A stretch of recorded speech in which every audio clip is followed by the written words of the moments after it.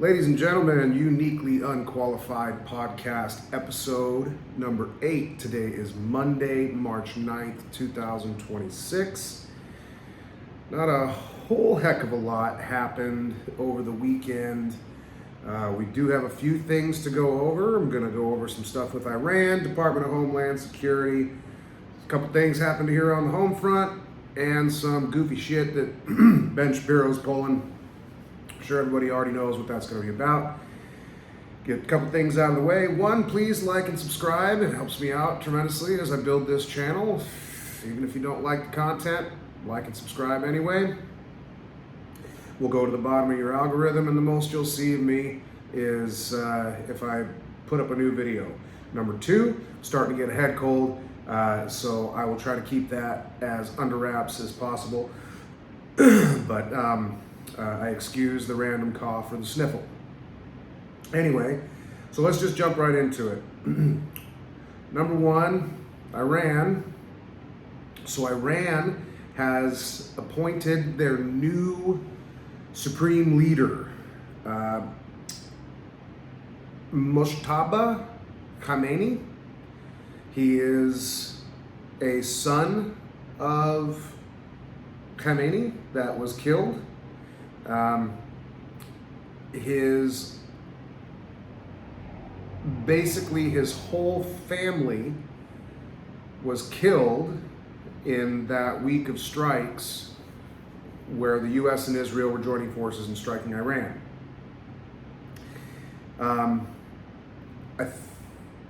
We got to discuss whether or not this is a good move. So Iran, the deal with the Iranian regime is that they're not going to. The IRGC is not. Nobody's given up. These guys are not going to give up. They're not going to surrender. Donald Trump says he wants unconditional surrender. I don't believe it's going to happen. So we're either going to blow the shit out of all of them, and there will be nothing left, or no people left for them to choose from, or the people on the streets rise up and do whatever they do in Iran. It's important to note that these are the religious leaders of Iran. There's a president of Iran, but I do think the Ayatollah has more power in all ways over the president. It's typically how dictatorships work. You'll have like Putin, Vladimir Putin. He was the duly elected president of Russia until he made himself the forever prime minister of Russia. And you can have another president of Russia, but nobody gives a shit about anybody but Vladimir Putin because he's the one who's actually in charge. So this is kind of a similar situation with the Ayatollah. So Mojtaba Khamenei, is he gonna be a hardliner? Is he gonna be is he gonna be just as bad or even worse than his father? His whole family got wiped out. His whole family, kids, cousins, wife, sister, father, all of them. So if there's anything on this guy's mind, it's retribution, absolutely. And me being a more level-headed person, however, it's very important that you have to understand the radical ideology of Islam. These people welcome death, accept death. Death is worship. There's a reason why some hardcore right-wingers call it a death cult, because it kind of is. It's not that every one of them are looking at any moment in time for their 72 virgins or whatever. It's just to say that there is no fear of that. We in the West, we fear death. We don't want death. We want to live long, happy, fulfilled lives. Meanwhile, these religious radicals, these Islamic religious radicals, don't give a shit about that. They don't care. They think whatever, and to this much they are correct. Whatever's beyond this life here in this world is way better than what's going on here. But I digress. So, is he going to be as hard-nosed Is he going to do the regime proud? That's the question. Because he's got two options. Hey, you wiped out my whole family in a week. So I don't want to, he's not the last option, but he's pretty far down on the list.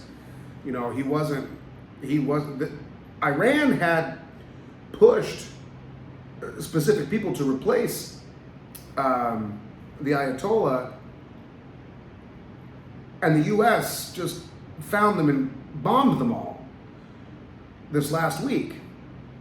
So this guy was not number 2 on the list. He was on the list, but he wasn't like first in line for the throne in this case. His son, Mojtaba Khamenei's son, he's drank the Kool-Aid. He's all in. So if you really wanted a continuation of the Iranian regime, then you would put Mojtaba Khamenei's son in there. These people aren't young people. Just because he's the son of the recently deceased Ayatollah was an old man in his mid-80s or something. Muslims have a lot of kids, and so this Mojtaba Khamenei guy, he's not he's no spring chicken himself. So his son he's a hardliner. He's a religious radical.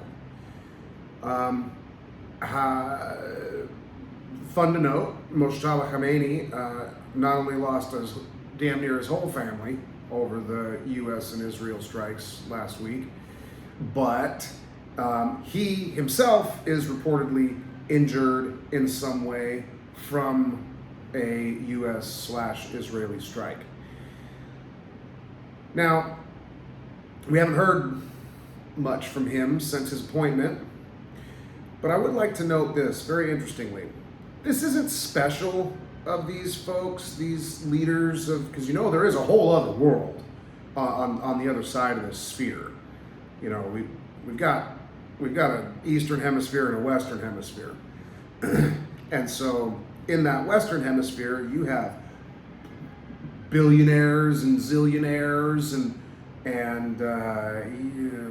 podcasts and the like, everything the same but different as we do here in the Western Hemisphere. And so one of the things that this Mojtaba Khamenei guy has is reportedly to have at least 11 properties in Europe. 11.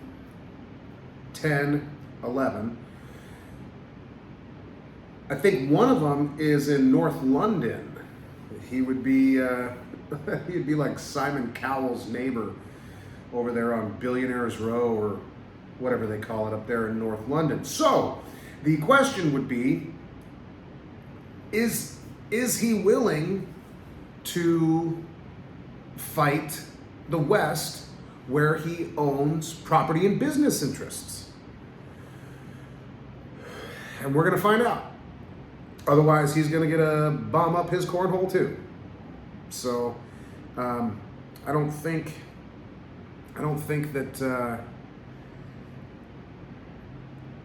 this guy, maybe he doesn't want to die, But Trump's already come out and said, if they don't play ball with us, they're dead. And as I stated in earlier episodes, Iran is not and has not been a military threat to the United States. Ever. They fly museum relics for their airport or for their Air Force. They have rickety ships for their Navy. They're just not a military powerhouse. They're not. The military powerhouse in that area is Israel. That's who it is. By a lot. And never mind that, you've got France with a formidable navy, still nothing that could stand up to the U.S. The UK with a formidable air force and navy, still unable to stand up to the U.S. So not a threat. Not a threat is the point. So as we're moving down the road here, I guess we're gonna find out what happens with Iran. There's a lot of talk. Lots of people are talking about it. As I said earlier, this whole move it's about China, Venezuela, Iran, Cuba. This is all about choking China off. And so for the uninitiated or over-opinionated, uneducated person standing by watching it based off of the information that you get on CNBC or whatnot, or Fox, what have you, you're not going to know about a spot in the Persian Gulf called Karg Island. I don't know if that's how you say it. Kharg Island. What's on Karg Island? Energy infrastructure.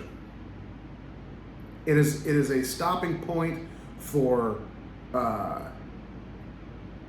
shipping vessels. It's heavily patrolled, guarded, etc. But it looks and sounds like special forces is going to action on that target. And if that's the case, we've taken out their Air Force, the Iranian Air Force. We've taken out their Navy. I mean, almost completely. We took out their Air Force in less than 24 hours, gained full air superiority in less than 24 hours, so Dunsky. And that's to include, surface-to-air missiles, etc. And now we've wiped out their Navy. And so when we are discussing something like boots on ground, Trump historically has put American boots on ground to action targets. It has been special forces that have actioned these targets. It wasn't a big old offensive push or the 10th Mountain Division or 82nd Airborne that went in and killed the ISIS leader. It was 75th Ranger Regiment. A couple platoons go in, take this guy out. So I would hope, because the last thing I want are any American boots on the ground in that area. This is largely an Israel thing. Excuse me. Largely an Israeli pushed endeavor. And if there's anybody that should be putting their soldiers in harm's way, it's them, because they're the ones that want it. They do have the most formidable force in the area, but it is a excuse me, it is a fraction of the size of the U.S. force and capabilities. Don't get me wrong. Israeli special forces are badass.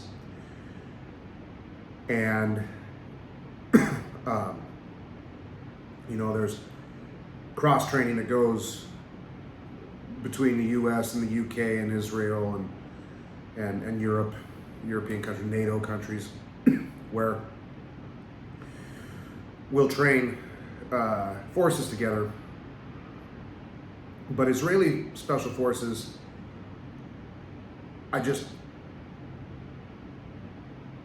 they're too sloppy to take over this island. So I think if you're going to take over this island, you would need to send U.S. Special Forces in there, if for no other reason than to do it as cleanly as possible. Now I say as cleanly as possible because it is just a dirty thing. You're going to be dirty. You're going to get dirty. So I think the U.S. Special Forces option to go in and take this island is probably the better bet. Why? Even though I don't want any U.S. forces anywhere in the Middle East on ground fighting wars, because if the U.S. is trying to put a stranglehold on China and their ability to produce energy for things like AI, let's just go that manufacturing. Note that companies like Google or Facebook are investing in nuclear power plants to power their AI. That's how much energy we need to do that.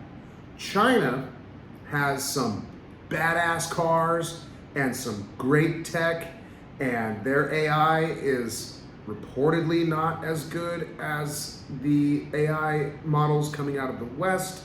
However, if they are able to support their AI infrastructure in any way, shape, or form faster than the United States or the West, that's a strategic blunder for the West. That's a wrap on that subject. China wins. And if China wins, the information war, I think that's kind of going to be the fall of a lot of the West, especially currency values and all that stuff. But that's a whole bigger, different discussion to have. So anyway, as we take over this island, which seems to be what's going to happen, right? Trump doesn't hold any punches. He just told you the other day that he's going into Cuba. As soon as this Iran thing's done, look out, Mr. Head of Cuba, because we're coming in for you. So anyway, going in and taking over, blowing the hell out of the leadership of Iran, basically putting whoever is going to be working with the United States, because that's what this is going to end up happening. This regime can sit there and say, we're going to fight to the bitter end. Okay, well, you have no infrastructure or resources to be successful at that. At that point, you're just on at that point, it is a death cult, for truth. You're just going to go down in history as these radical theocrats that just, fuck you, as the last person is getting shot in the face. And I that's a pretty honorable way to go out, better to, what do they say? Better to die on your feet than on your knees, something like that. So, anyway, so they're going to end up working with us. And the U.S. and its allies are going to take control of the oil. It's interesting. I don't know if this is true or AI, because there's so much crap in AI and false information coming out about Iran and Israel and everything. But I think a few of us have seen some videos on the interwebs about how Israel attacked Iran's oil infrastructure, and there was, flames and fire and all sorts of just post-apocalyptic footage of, like an oil refinery or field or something just ablaze. It's nothing new. Saddam Hussein set his own oil fields on fire. Anyway, so we take this island, and so we take their air, we take their sea, and we take their oil infrastructure on this island.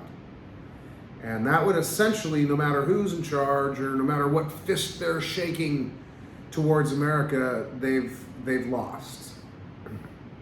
So this island seems to be a very accessible target. And so if you send in, SEAL team or Special Forces group, seems like they could probably handle that and set up a cordon and take control. And then the next thing you know, now with Iran's influence in the region and Venezuela, the United States of America would therefore have 85% or control over 85% of China's imported oil. So that would be a big win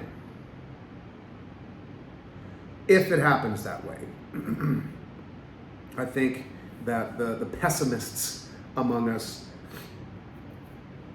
aren't really even looking at it like that. I think that they are just straight fuck this action. I otherwise would be too, and by and large, overall, I am. However, since I've really been paying attention to this whole Venezuela, Iran, Cuba rhetoric,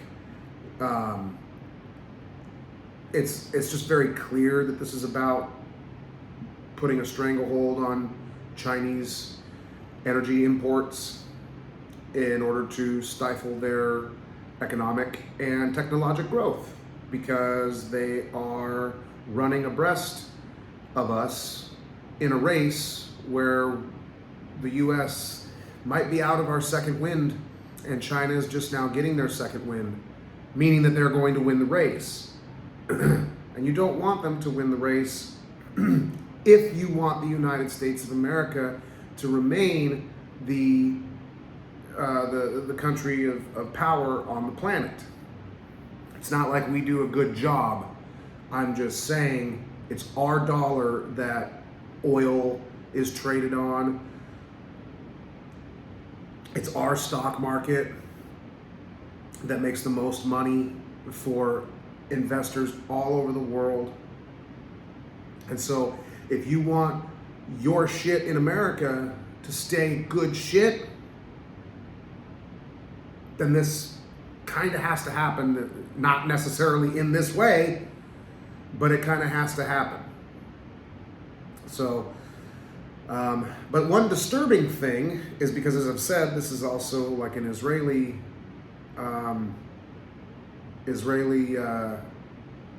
push, partnership, etc. High-ups in Israel have been talking about trying to go after other countries, even NATO countries, such as Turkey. Turkey, well, I'll say it again, it's a NATO country.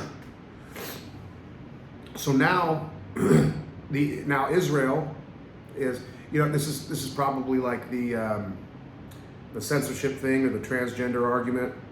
Well, we'll put it out in the zeitgeist and we'll flavor it up and see what people think about that dish. And, obviously everyone's, fucking what? Israel, shut the fuck up. Shut the fuck up. But you know what? I wouldn't put it past this motherfucker. What the fuck is his nuts? Netanyahu? I wouldn't put him past anything to just say, you know what, fuck it. Just lob bomb. Or however the fuck he talks. I mean, these Israelis, I think this Netanyahu guy is a really bad dude. I think he's a really, really, really, really, really bad dude. I think that he's got a legacy. He's the longest ever holder of the position of prime minister in Israel, not consecutively, but whatever their laws for voting and holding the highest level of office for. This son of a bitch has been in charge since the fucking 90s. That's what I was going to say earlier, that I got kind of off track and tried to recover with this Khamenei and Karg Island and all that stuff. Not Karg Island, but Khamenei and nuclear and military threat.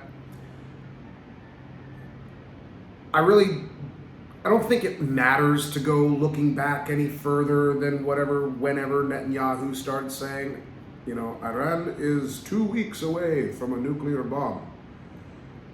My whole life, I'll be 40 in a couple of months. My whole life, I have heard that shit. From US presidents, foreign diplomats, honking about Iran. They're 2 weeks away, they're 2 weeks away, they're 2 weeks away, they're 2 weeks away. Well, this is the longest goddamn 2 weeks I've ever been a part of. So that's what I mean by like this country is it's just not a fucking threat, you know. And if you are concerned about the sleeper cell thing, you know, look no further than the Joe Biden administration for not doing anything about the border. It is true that untold amounts of criminals and terrorists came through our southern border. It was a very small percentage of Mexicans that were coming through the border during the Biden administration. You had people from Central America, parts of South America, India, China, Afghanistan, Iran, parts of Europe. That's who was coming through the southern border during the Joe Biden administration. And so, you know, oh my gosh, now we got sleeper cells. Well, thanks, Joe. Thanks, Harris. Appreciate that. And now, you know, we're trying to do this as quickly, as cleanly as possible, while as little American life is lost as possible. But, you know, we could have sleeper cells in the area. But guess what? I'll get to one. It's not like the whole U.S. is burning, but we did have that attack in Austin. I think it happened at a bar. And then we had another issue in New York City over the weekend. I think this New York City thing, I don't think that really had anything to do other than just some radical assholes. Being very, very ambitious. We don't need to wait for the phone call. We're just gonna do it. Anyway, we'll get to that. So even if it's true that Iran says that it has enough enriched uranium for 11 nuclear bombs, they said that they had enough enriched uranium. They didn't say that they had 11 nuclear bombs. In which case, seems like it took them closer to 30 years to just get step one done. Not 2 weeks. And so I think this Netanyahu cat is, if you want to look at a fucking warmonger, look no further than that guy. You know, he wasn't even born in Israel. His family never lived there. He's Polish. It's not to say he's not, but he's also like not a practicing Jew. He has the nuts to stand up there and talk about how, you know, this is our homeland and, you know, whatever the fuck it is. He's a European Jew who doesn't even practice.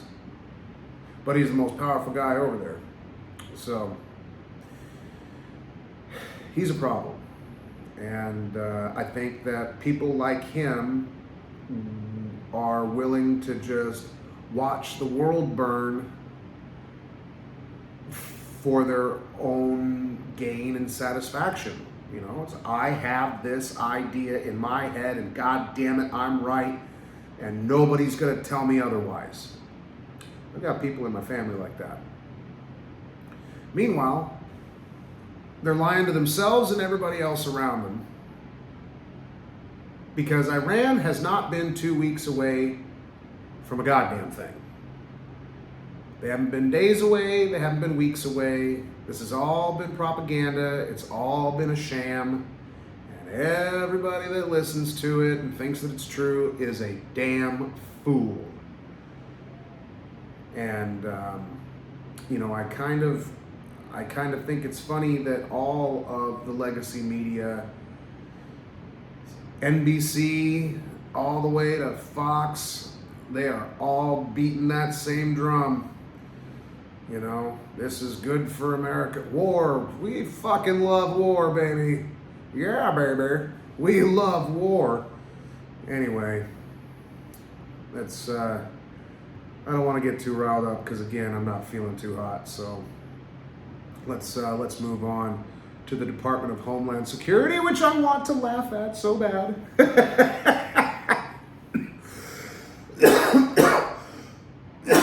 Excuse me. Excuse me. I said last week when Kristi Noem got fired, two things. It'd be super funny if two things happened. One of two things happened. Because the Democrats, you know, they're a bunch of backhanded, conniving, fucking dipshits.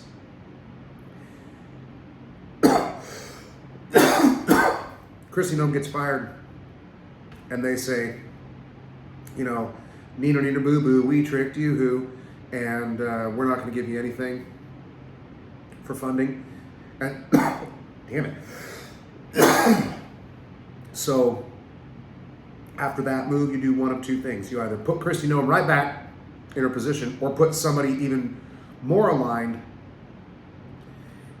and conservative in there. And fuck, if you wouldn't have known, Mark Wayne Mullin of Oklahoma is now as of March 31st, the new Secretary of Department of Homeland Security. So there you go, Big D Democrats. Keep fucking around with our funding and everything. Chuck Schumer needs to get the fuck out of there. Fuck that guy. The fact that this guy is toting on about the Save America Act is gonna, you know, all it's gonna do is really fuck up the Democrats' voting constituents. It is true that an unbelievable, untold amount of voters for the Democratic Party shouldn't be voting. That's true. That's 100% true.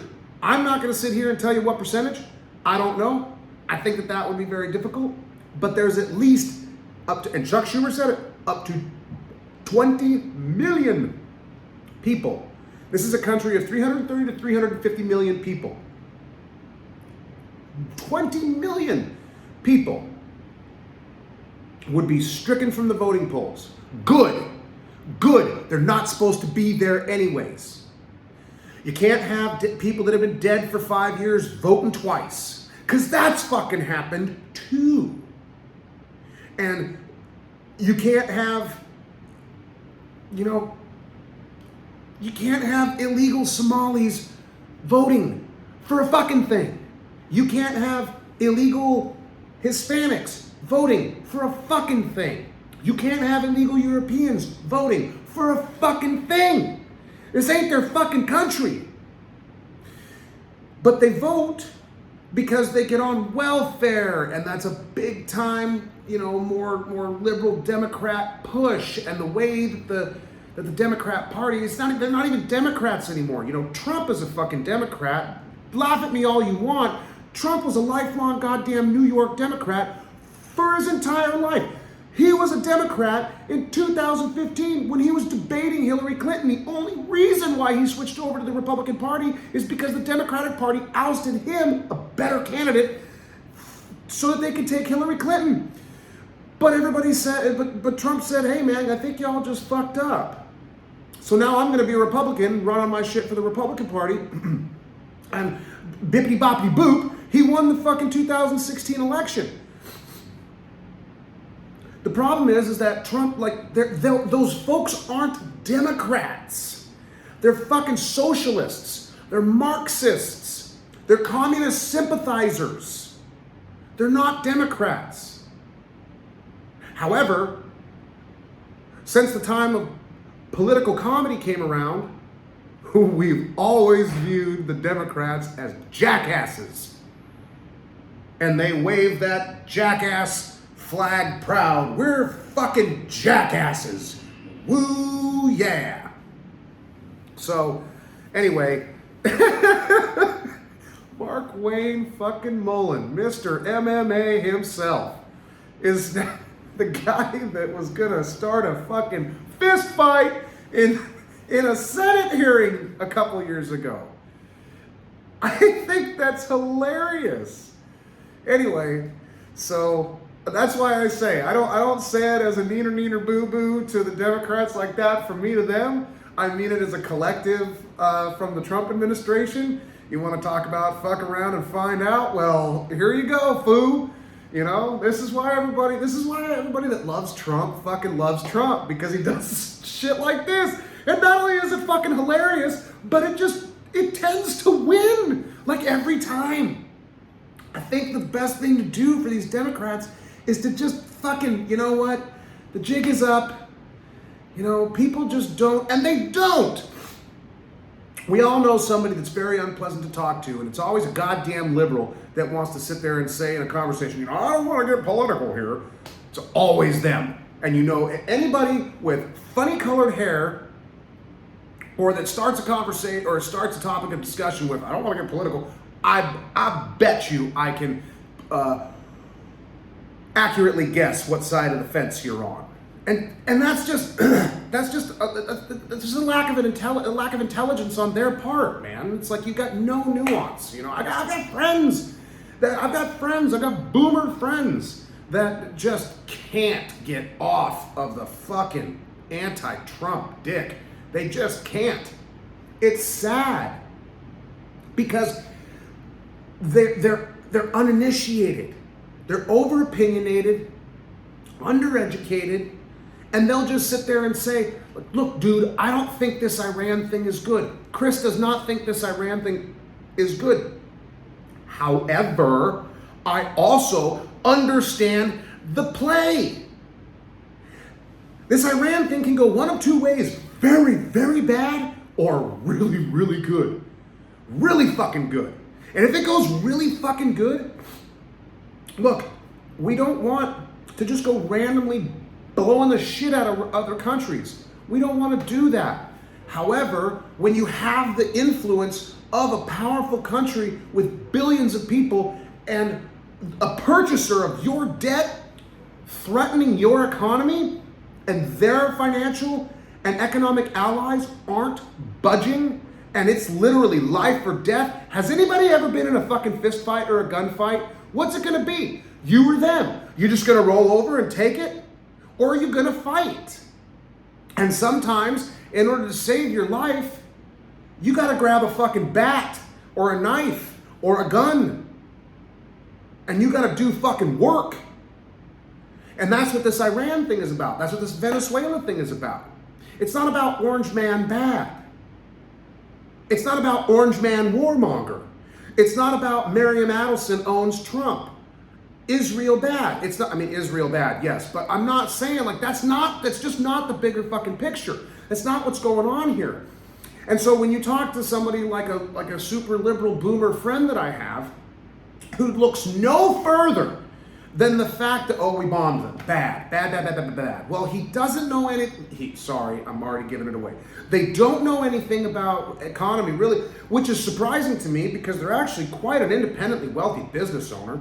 And so when they're talking about, Trump bad, he did this, he's a dictator, I've heard the same bullshit from all of you motherfuckers since 2016. And you all have been wrong about all of it. He's a dictator. No, he wasn't.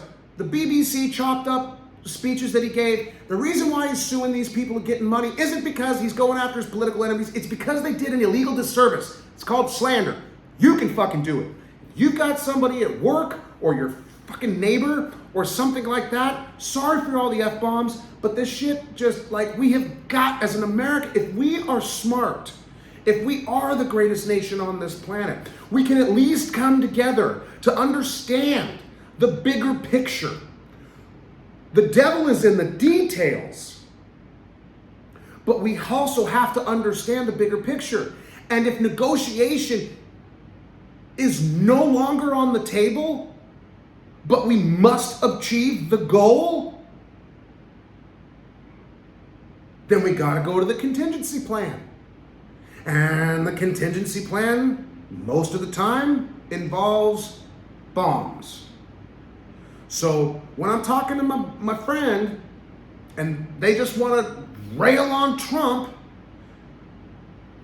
it's like, no, bro.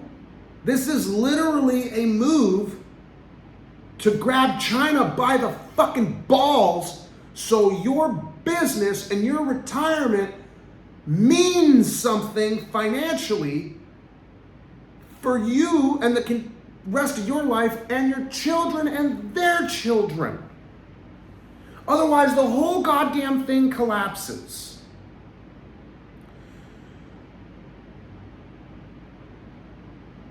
So, I don't think that Mark Wayne Mullin is anywhere near as uncomfortably conservative as Kristi Noem was. I'm a conservative dude, but I can get on with my father who passed away last year. He was he infuriated me in the exact same way on the your right, audience, this is your right, my left, of the aisle as the lefties do on the left side of the aisle. My father would say some unbelievably stupid shit. It was just a repeated talking point off of some hardcore right-wing, only Trump kind of thing. Anyway, that was just, they all piss me off, I guess is the point. But when you can't set your own up, you know, as a human being, if you don't know the answer. So if you don't know the actual answer, maybe go ahead and have your opinion. But until you actually know more than just your opinion, maybe keep that opinion to yourself. I don't know, maybe look into it a little bit further. Here's an exercise I would like all people to do. If you're facing a situation or a subject of discussion, be it in diet, pharmaceuticals, war, politics, and it makes you uncomfortable, do some more research. And if at the end of that, this is called the scientific method, loosely, basically your uneducated opinion would be a hypothesis. And so what you want to do is you want to pressure test your hypothesis. You do not want to prove yourself right. The scientific method, step 2, 1, observe. 2, build a hypothesis. Step 3, pressure test that hypothesis. And then if anything makes that hypothesis fall apart, you don't get a theory. You were wrong. But if you pressure test that hypothesis or study, and every single time you can't stump your opinion, well then you're right. You have a theory. But if you pressure test your opinion and come to find out that you're just not over the target, you're off base, you owe it to yourself and your community to change your fucking position. Go cry in a corner if you must. It's not accepting defeat. It's called learning. That's simple. So, Chuck Schumer, shut the fuck up, learn a lesson. Mark Wayne Mullin is now the Secretary of the Department of Homeland Security. Oh, man. Toot toot, that's funny.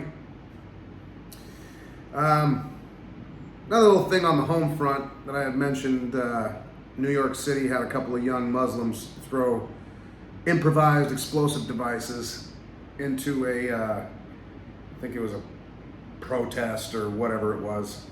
I'm not going to say too much about this because it's just so fucking stupid.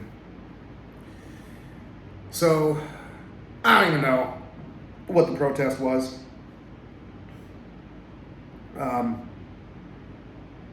Admittedly, I have no clue what the protest was about. I don't know about what any of the people were shouting. I only know whatever they were standing for, the signs that they were holding. I don't know. The only thing, I know two things, that two young Muslim men ran up randomly to throw explosive devices into a crowd of a group of apparently largely pale-skinned people protesting. To which this fucking cunt, Zorhan Mamdani,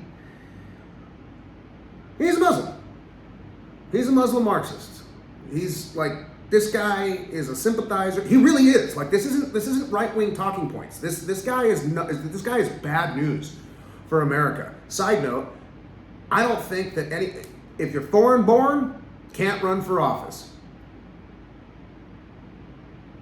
Maybe this is even more unpopular. I don't think you should be able to run for office right now or for the near future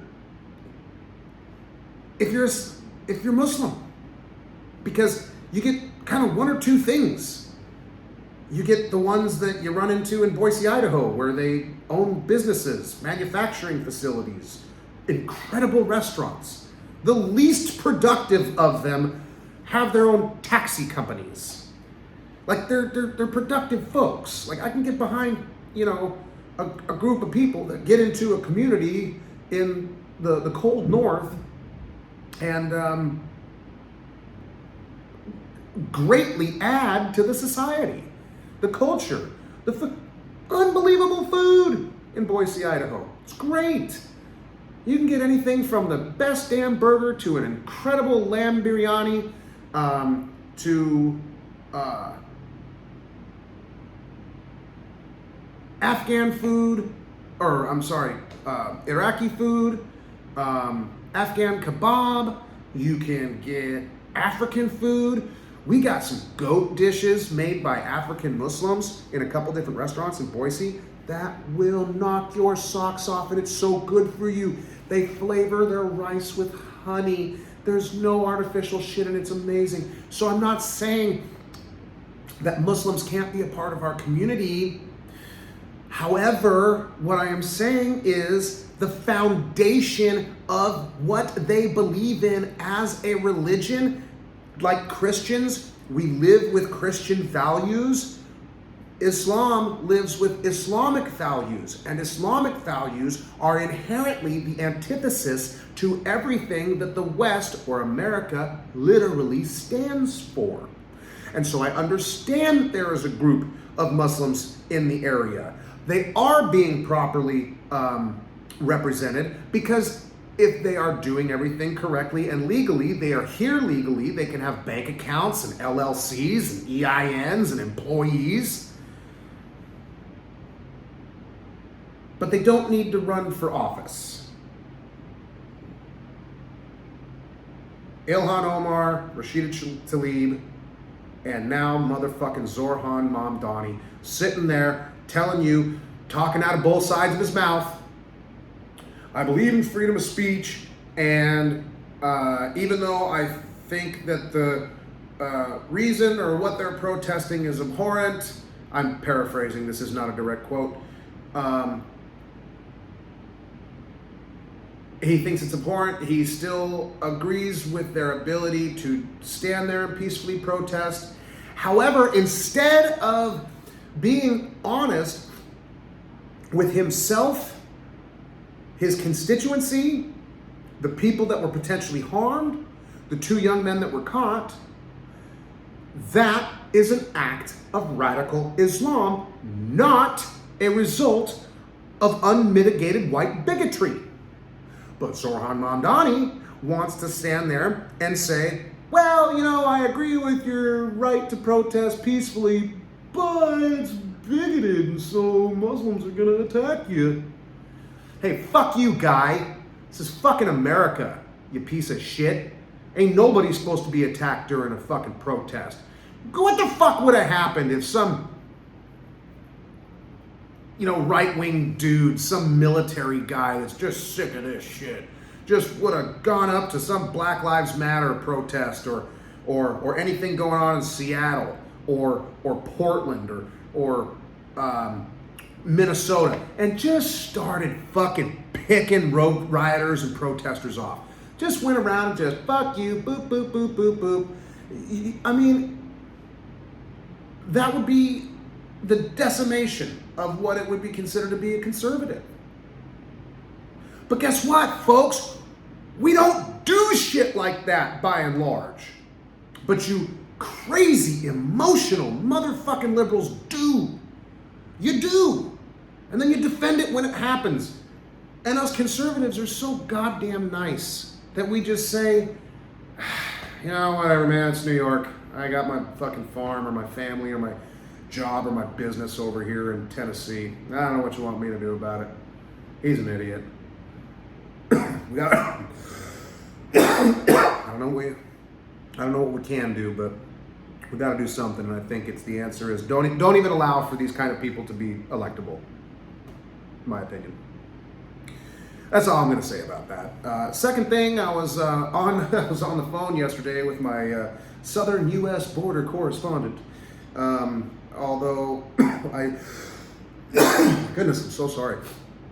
Even though I do have to keep names and locations hidden, I'm not going to say classified, although I just did say classified. This is more of a funny thing than anything. He and I were giggling. I texted him seeing how he was doing. And at the time he was in a leaders meeting, and so he had to call me back, and about 10-15 minutes later he calls me back, and we're shooting the breeze and laughing about this shit. And I just kind of asked him, so he's been down there since, he was supposed to be there in August, but the government was shut down, and so it was delayed until, what was it delayed? October, that government shutdown, the longest shutdown.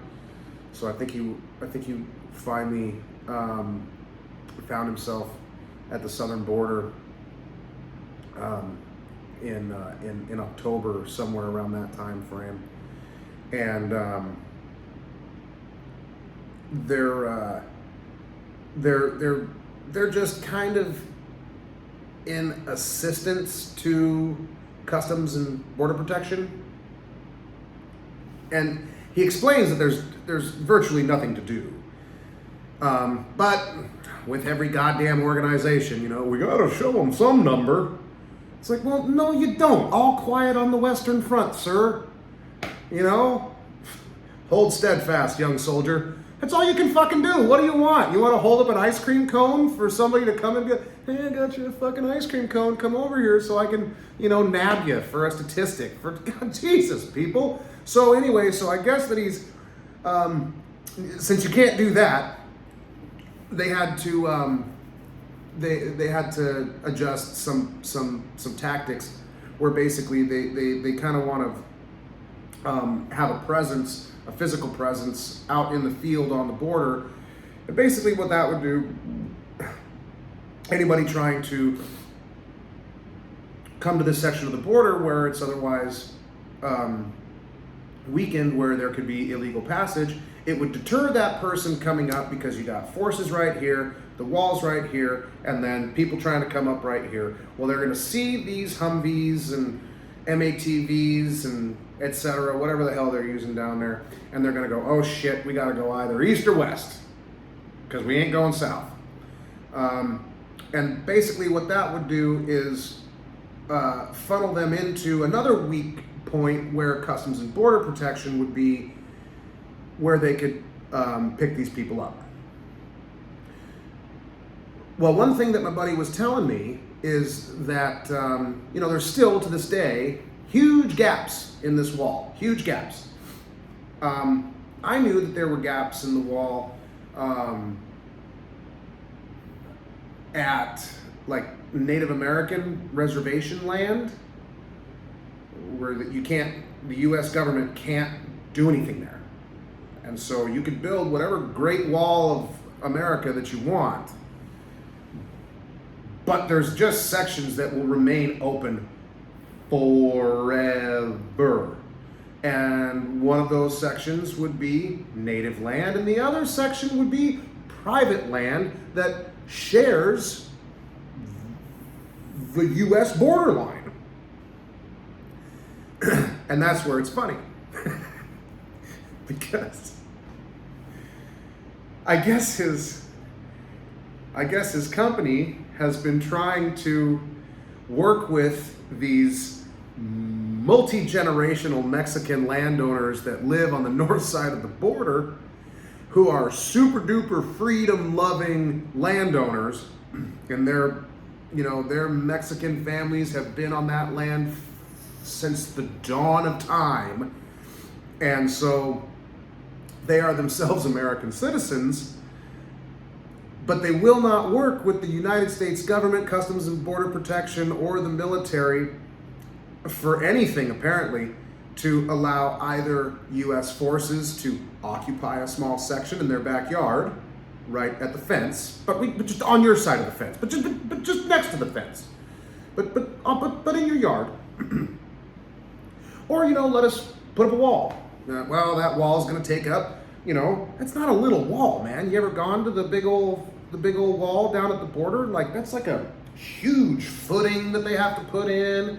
They got to rip up a big old section of the ground to put the footing in, and then you can put all the uprights and stuff like that. So it's not like they're just pounding sticks and barbed wire into the ground. They would literally be just fucking up a bunch of stuff on this private land to put this wall in.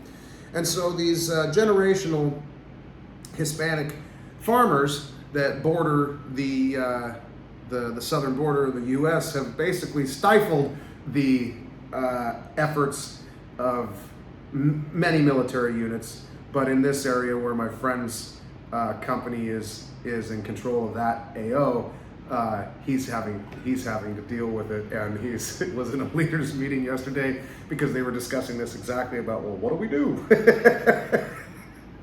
Nothing, you fucking idiots. It's called America, and you can't just, if the landowner says no, then the answer is fucking no. So here's what you do. Find the survey of whatever land he owns, and just put a little bubble around it. I know you can't be right there at the wall, but at least you can make a cordon of the area. It's not like we don't have the money or the resource to do it. You can do it that way. I didn't say that to him. I'm not in the Army anymore. I don't fucking care. Let him deal with it. He's at that level. So I think that is just one of the funniest things, that they're trying to stop illegal Mexicans from coming over the border. But the landowners that are telling them no, they can't occupy their land or put a wall up or anything there, are largely Mexican ranchers that are telling American forces, absolutely rightly and legally, stay the fuck off of my property. I think that's funny. You want to know what else I think is funny? How everybody is in an uproar about Ben Shapiro and his Eugene Levy eyebrows. For anybody that's all up in a huff about this, shut up, because you've been had. It's like that scene at the beginning of Ace Ventura where, get away from the door, and he goes over and he grabs the dog, and it's a stuffed animal, and it says, "You've been had by Ace Ventura, pet detective." I think everybody that's all bent out of shape about Ben Shapiro's eyebrows need to get a "You've been had" by Ben Shapiro, infamous Jew. He's trolling you, you idiots. But also, I'll tell you this, he's lost a lot of followers. He really lost the young crowd when it came to this Gaza, Israel, Iran thing. Ben Shapiro is a Israel first honk. He is a super duper Jew, and he thinks that the only way to have a strong America is to have a strong Israel. I think more nuanced and frankly intelligent people. I'm not calling Ben Shapiro a dummy. He is no dummy. He's an incredibly intelligent person. but I think that's just a very stupid thing to say. I said in an earlier episode that my kids had a daycare owner that was from Israel, and based on the violence and everything, she was politically active to whatever degree that she was. But she's the one that told me that the United States government has to, the political Christian Jewish ally needs to be severed between America and Israel, and that's how you'd have peace in the Middle East. And it seems to be that's probably true. I don't think we'd be in the economic point over there that we'd be in either if it wasn't for all the shenanigans of Israel, especially of the last couple of years. They have been on no one's nice list. It's a good thing they don't believe in Santa Claus. So, Ben Shapiro's trolling you. Of all of the followers and views of his content that he has lost, he just got them back. Uniquely Unqualified Podcast, Episode 8. Thank you, everybody, for joining me. Again, please like and subscribe. It helps me grow this channel. Each time I get a new subscriber, I just get more excited, and it makes me want to add on to it. I have gotten a couple of new subscribers, so thank you guys very much. And I'm going to be able to add production to this. I just want to see growth. That's all. It stays stagnant, we don't get a thumbnail. I get another subscriber, you'll get a thumbnail. I get consistent at least 100 views consistently per video. I'm gonna go after a guest.